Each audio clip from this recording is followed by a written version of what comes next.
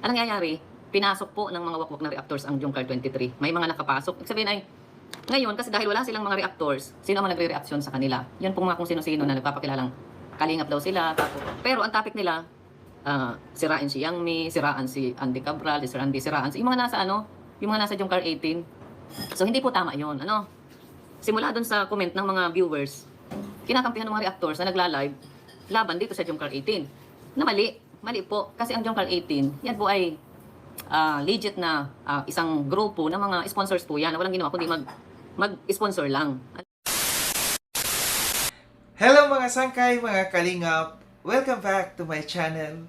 Ito po muli ang yung sangkay na sa Sangkay Lons muling nagbabalik. Kumusta? Kumusta kayong lahat? Sana nasa maayos na kalagayan ng lahat. Mapadito sa Pilipinas or sa mga nasa ibang bansa, dobling ingat tayo, no? So mega love shoutout sa inyong lahat sa Team Sangkay Original, Team Sangkay Sponsors, Team Kalingap, Kuya Val, at Edna, Kalingap Rob. Sa lahat ng aking mga followers, supporters, and subscribers, sa mga lolos, lolas, FWs, and PWDs. Mega love shoutout sa inyong lahat, and of course, I love you all. Ayan. Mega love shoutout kay Tita Mina Haramillo, Tita Kong Vayots, kay Manitire ng San Diego, California, and also kay Mother Nene Vivas, no, ng Washington DC, at sa inyong lahat ng mga nagmamahal kay Sangkay. Ganun din po sa aking mga kasamahang Kalingap Watchers, no.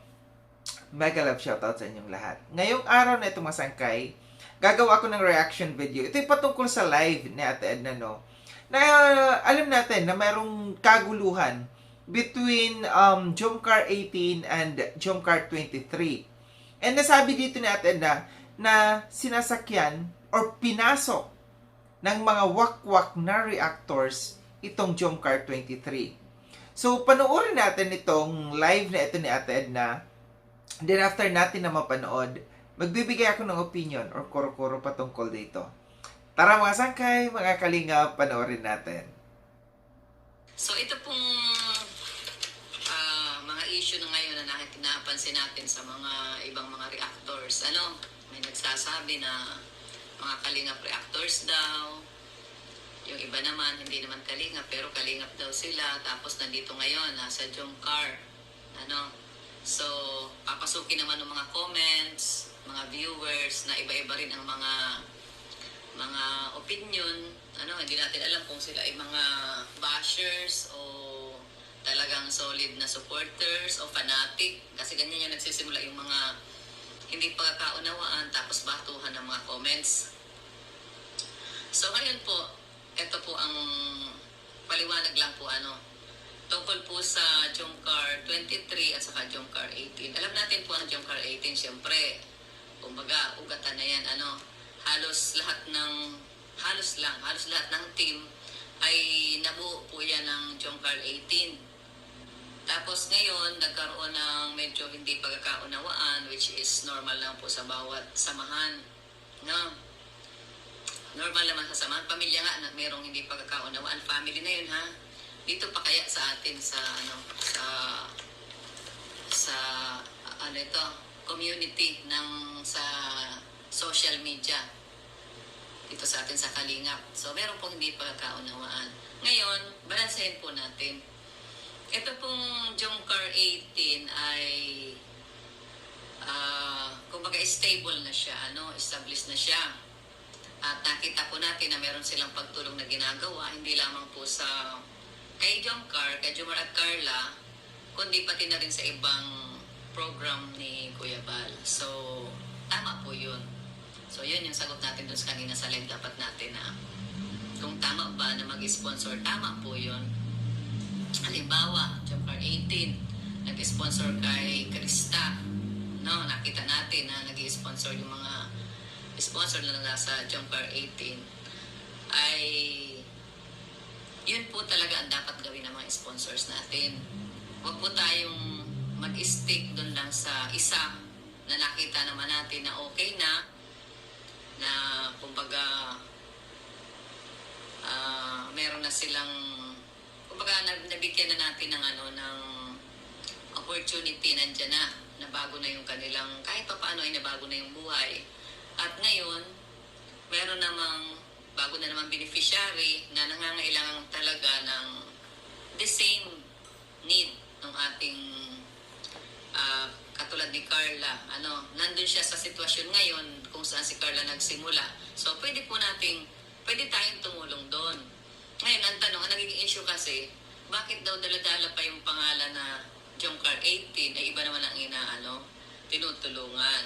Ay, syempre po, at yung Jomcar 18, yan po yung grupo nila, yung pangalan nila nung sila magsimula sa Kalingap. Diba? Hindi man ibig sabihin porque Jomcar 18 ay kay Jomar lang at kay Carla lang sila pwedeng magbigay. Wala pong ganun.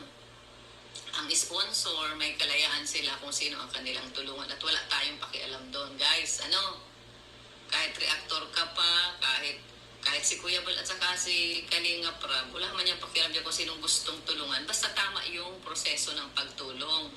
Ang ibig sabihin ko po ng tama, yung ipapaalam kay Kuya Bal, kay Kalinga Prab, hindi nakadirekta doon sa beneficiary. Kaya doon sa ipaalam sa mga ibang vlogger na nandito kung ano yung gusto nila. Ganun naman baga po ang natin, ang agreement natin sa mga sponsor, di ba?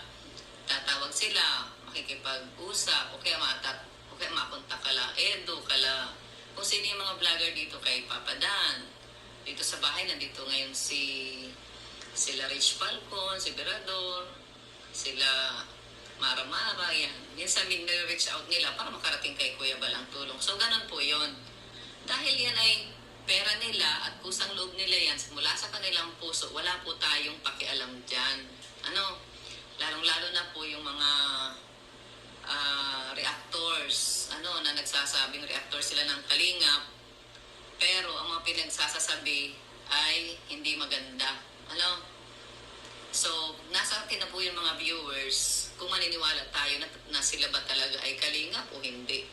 Kasi kapag ang kanilang ginagawa ay nakikreate na po ng kaguluhan, ng bashing, pagpawatak-watak ng mga beneficiaries at mga sponsor, ay ibang usapan na po yan, guys. Hindi po yan Kalingap. Lalong-lalo na kapag ang tinitira po ay sponsor na wala namang ginawa kundi mag-sponsor lang.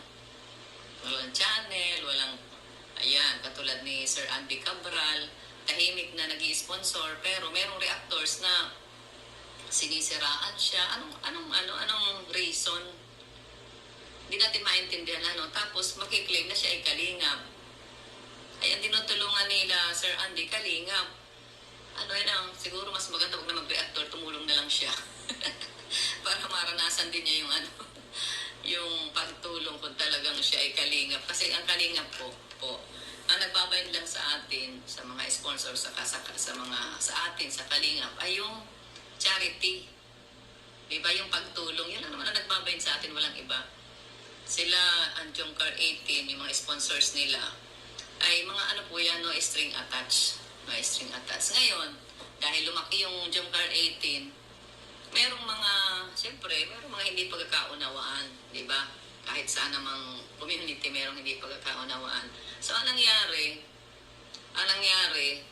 ay merong humiwalay na mga grupo galing sa Jomcar 18. Naghiwalay sila at gusto ring magpa-register. Kaya binuo po natin yung palang Kalinga, yung KFAG, Kalinga Founders and Admins. Binuo natin yan dahil nung time na yun ay ang dami pong mga page, FB page, channel, YouTube channel na nakikreate. Ang content nila Kalingap, mga lab team ni Kalinga Prab. Pero ang nangyayari po ay nauna pa sila doon sa upload ni Kalinga Prab, nauna pa doon sa mga legit partners talaga natin. So, ang purpose po natin doon, kaya binuo natin sila para magkaroon tayo ng control sa kanila at malaman nila yung rules. So, open naman po sila, nag-member sila, legit po, may link tayo. Kaya ina-register nila doon yung kanilang mga channel. At kasama na nga po doon yung Jomcar 18 noon. Last year pa yun. So, ngayon, hanggang merong mga nagbuo na bagong grupo at nagpa-member din. So, tinanggap po natin yon. Kaya lang, nitong huli, kaya nawalan po tayo ng gana dyan sa KFAG na yan. Gawa ng sila mismo, hindi na nagkakasundo. Merong hindi nagkakasundo, merong lumalabas na usapan po dun sa GC. Diba? May usapan dun sa GC na wala namang, kumbaga, nag-post lang dun si Yang May, Ate Edna, tama bang ginagawa nitong reactor na ito na ganyan-ganyan kasi siya ang topic. Ganun lang naman yung nakalagay doon. Ay nakalabas na doon, tapos binanata na si Yang May na kesyo, para sipsip, para sumbong. Ay sa GC po yun, sa GC. So alam ko na lang tinutukoy doon ay si Yang May nagsusumbong sa akin, parang ganun ang dating nung reactors na nagaganon, na nagla-live ng mga ganun na topic. So kaya simula po noon, ilang beses yun nangyari, 2 yata. Ang sumagot naman dun, hindi ako. Ang sumagot, yung member lang din nung KFAG na yun, yung mga nandun din na, ay, hindi dapat ganyan, ganyan. Tapos pinalabas na si Yang May para sumbong. Ay, sabi ko, dun yung galing. So, hindi na healthy ka ako itong KFAG na ito, kasi nakakalabas yung mga usapan doon. Kaya simula po noon, tinigil namin. Sabi ko, wala na tayo, Kuya Noli, natatanggapin na team. Team, yung team, grupo na i-member sa atin kasi ay hindi maganda. So, stick na lang tayo dito sa Kalingap Solid Sponsors kasi yung Kalingap Solid Sponsors, individual po yun, hindi po yung team. At saka ang pinaka-purpose lang talaga doon ay yung mga hindi po legit na na Kalingap, na gumagamit ng Kalingap content ay ma-recognize at yung mga gustong tumulong ay malaman nila kung saan sila magpapadala ng tulong. So yan po yun. Hanggang ngayon, existing po yung Kalingap Solid Supporters Group na yun po yung na-handle ko. At meron po itong mga regular na monthly nagbibigay ng share at ini-issue po natin ng resibo. So yan po yung open ngayon na ginagamit naman ng mga scammer na nagpa-member din. At meron pong mga nai-scam. So ang number 1 na requirements po doon ay kung monetize na. Kaya huwag po kayo maniniwala na yung mga hindi pa monetize ay mga pa-member daw. Wala po kami ginagano na ini-invite na ganun. Ang ini-invite ko lang po doon yung dati nang may channel na nagko-content sa Kalingap na monetize na para na ma-recognize kayo. Pwede kayong sumali doon na gustong mag-support. Kasi yun naman po talaga ang hinahanap natin, yung marami po kasing gustong tumulong, hindi alam kung saan ipapadala yung tulong. So yun yung legit. Ngayon ito, saan nagsimula yung Jomcar 23? Actually po, may nag-chat niyan sa akin. Ate Edna, ipapa-register namin itong Jomcar 23. Sabi ko, hindi na kako kailangan pa. Bakit? Kasi yung team, yung nag-chat sa akin, register na siya sa KFAG. Sabihin, ikaw, register ka na, ba't ma-register ka pa ulit? So, hindi na kailangan. At saka, isa pa, hindi na nga tayo nag-form ng group. So, yung Jomcar 23, hindi po yan legit na, kumbaga yung merong black and white na link na finil up pa, na ang channel ninyo, ganyan. Wala. Kasi nga po, una-una, ang sabi nila, 23 daw, walang mga yan natin na mga laki, ba't kailangan pang mag-member? Wala naman pala mga channel. Tapos, yun namang may channel na nagsama sa kanila, ay nag-member naman na sa KFAG noon. So, okay na po yun. Wala nang kumbaga, wala nang question sa pagiging legit o hindi legit. Ngayon, ang mahalaga po, nabuo ninyo yan, ay tuloy-tuloy ninyo yan. Ngayon, ang point ko po dito, ay kung yung Jomcar 23 ay ang purpose ninyo ay tumulong, Jomcar 18, purpose din ay tumulong, ay di sana hindi nagbabanggaan, di po ba? Kumbaga, wala nang silipan dito, tapos masilip doon. Ang nangyayari, pinasok po ng mga wakwak na reactors ang Jomcar 23. May mga nakapasok. Ibig sabihin ay, ngayon, kasi dahil wala silang mga reactors, sino ang nagre-reaction sa kanila? Yan pong mga kung sino-sino na nagpapakilalang Kalingap daw sila, tapos pero ang topic nila, sirain si Yang Mi, siraan si Andy Cabral, si Sir Andy, siraan si yung mga nasa yung mga nasa Jungkar 18. So hindi po tama 'yon. Simula doon sa comment ng mga viewers, kinakampihan ng mga reactors na nagla-live laban dito sa Jungkar 18. Na mali. Mali po. Kasi ang Jungkar 18, yan po ay legit na isang grupo ng mga sponsors po yan na walang ginawa kundi mag-sponsor lang. Mag-sponsor. So wag po ninyong sakyan yung mga comments ng mga yung mga comments sa pag kayo naka-live, comments, ganyan. Tapos parang nangyayari, parang nagpapagalingan tuloy yung Jungkar 18 saka 23 na hindi tama. Iisang lang po yan, grupo na nagsimula sa Jungkar. So ngayon, kung magpapatuloy po kayo ng ganyan-ganyan, ang masisira, Jungkar, di niyo po napansin, mga sponsors na nag-create ng mga bagong grupo nila, nandun na ngayon kay Mick Chris. Pero, hindi ko na sinasabi na huwag kayong pumunta doon, ha? Tama lang po yun kasi yun ay bagong beneficiary na ngailangan. Pero, So yun mga sangkay, mga kalinga, pati napanood no, yung live ni Ate Edna, sorry, ni Ate Edna patungkol dito sa pagpapaliwanag niya, no, na nagkakaroon ng kaguluhan dito between Jungkar 18 at saka Jungkar 23.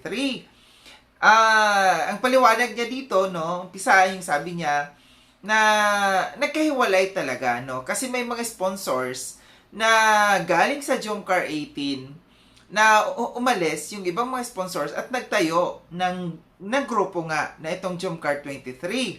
Sila yung mga nakaregistered, no? Nakaregistered, sabi natin na. Kaya masasabi dito natin na itong mga itong Jungkar 23 na ito ay hindi legit, no? Hindi siya legit or wala silang black and white, no? Na pinirmahan dito sa Kalingap na sila ay tunay na talagang grupo. Itong Jungkar 23 na ito. So, sila'y galing, pero although galing sila sa Jungkar 18, registered sila dito sa Jungkar 18. Nga lang, ang ginawa nilang grupo dito, Jungkar 23, ay hindi registered. No? Kasi nakarehistro na nga sila doon. So, ang linaw ng paliwanag dito natin na. So, ang isa pa na sinabi dito natin na may mga reactors na mga napasok di umano ng mga reactors ng ng mga wakwak na reactors itong Jungkar 23. Kasi nga kumakampi yata sila dito. Sino itong mga reactors na ito na tinutukoy ni Ate Edna? No, na mga wakwak na reactors na pumasok dito sa Jungkar 23. Wala akong idea, ha. Busy ako. Kagagawa ko lang ng reaction kahapon, kababalik ko lang mag-reaction. So, aalamin ko pa kung sino itong mga reactors na ito na kasamahan natin na mga wakwak di umano na sinasabi ni Ate Edna. Dahil nandito at binabanatan daw yung mga sponsors. Para sa akin, okay, ganito. Yung nangyayaring itong kaguluhan na ito, nag-uumpisa talaga sa mga sponsors. Aminin natin o hindi. Dahil kung sila'y satisfied dito sa Jungkar 18 na mga sponsors sila, bakit kinakailangan gumawa ng grupo, ng panibagong grupo, no, na Jungkar 23? Ibig sabihin, dalawa lang yon. Hindi sila satisfied dito or ayaw na nila dito sa pamumuno ni Yang Mi sa Jungkar 18, kaya sila nagtayo ng panibagong grupo na Jungkar 23. So may reason kung bakit sila nagtayo ng sariling grupo nila. Sabi natin na wag banatan yung mga sponsors. Totoo yun. Ang mga sponsors ay hindi daw nadidiktahan. True. Hindi natin pwedeng diktahan kung sino ang gusto nilang suportahan. So, ibig sabihin, no, itong mga grupo, itong mga sponsors na ito na nasa Jungkar 23, hindi na sila satisfied dito sa pamumuno o sa grupo ng Jungkar 18, kaya sila nagtayo. So, kasi napansin ko rin na yung Jungkar 18 sumusuporta din sa Mick Chris, no? So, itong 23, sino ang susuportahan nila? Magulo talaga sila, no? Guguluhin talaga nila yung Kalingap kasi alam nyo kung bakit. Hindi ko nila lahat, ha? Hindi ko nila lahat ng mga sponsors dito. Kaya sila nagiging magulo. Ulitin ko, hindi ko nila lahat. Kasi ang iba dito ay galing doon sa kay Mahal at saka kay Migs Molino. Sanay sila sa kaguluhan. Ano po ba ang grupo ni Migs Molino? Di ba kaguluhan ang ginawa ng ibang mga supporters nila kaya nagkaroon ng gulo doon sa grupo na yon, sa community na yon. So dito na naman sila sa Kalingap. Dito na naman sila sa Kalingap, no, manggugulo. Kaya no wonder kung bakit nagkakaroon ng kaguluhan dito sa Kalingap. Ngayon, sino ang nagiging kawawa dito? Beneficiary, grupo ng Kalingap. Yung Jomcar. Kasi yun ang kanilang pinuputakte. Yun ang kanilang pinasok. Nitong mga grupo na ito, itong mga galing sa community na ito ng Migs Molino, no? Ito ang Jomcar ang kanilang pinasok. Hindi ako magtataka kung ang Jomcar community or ang Kalingap, no, magaya sa kay na Migs Molino. Dahil nga dito sa mga magugulo na ito, itong mga sponsors na ito, itong mga followers, itong mga supporters na ito na galing doon sa community na yon. Kung sa akin, kung sino man itong mga reactors na sinasabi ni Ate Edna, no, ni Ate Edna na mga wakwak na mga reactors na pinasok yung Jomcar 23, balansihin din natin, gaya ng sinabi ni Ate Edna, balansihin natin ang lahat.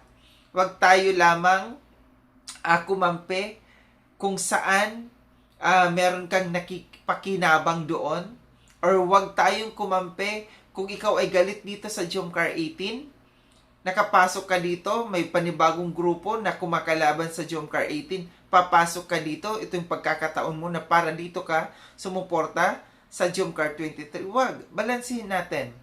Kung yung Jomcar 18 may naitutulong, may naiambag dito sa Kalingap, kung itong Jomcar 23 na ito ay may naiambag din dito sa Kalingap, balansihin natin ang sitwasyon. Huwag natin gamitin yung pagkakataon na tayo'y galit dito sa Jomcar 18. Gagamitin natin ang pagkakataon na ito na lilipat na tayo kakampi dito sa Jomcar 23 dahil magkalaban ngayong dalawa. No? So, ibig sabihin, ang sinasabi ko kanina, may pagkakamali din ang mga sponsors. No? Kasi, sila mismo ang nagbabanggaan na ngayon. Mga dating magkakasama sa Jomcar 18 ng mga sponsors, supporters, ngayon nandito sa panibagong grupo, sila ay nagbabanggaan. Anong mangyayari? Sino ang nagiging kawawa? Beneficiary ng Kalingap. Jomcar. No. Yun yung magiging kawawa.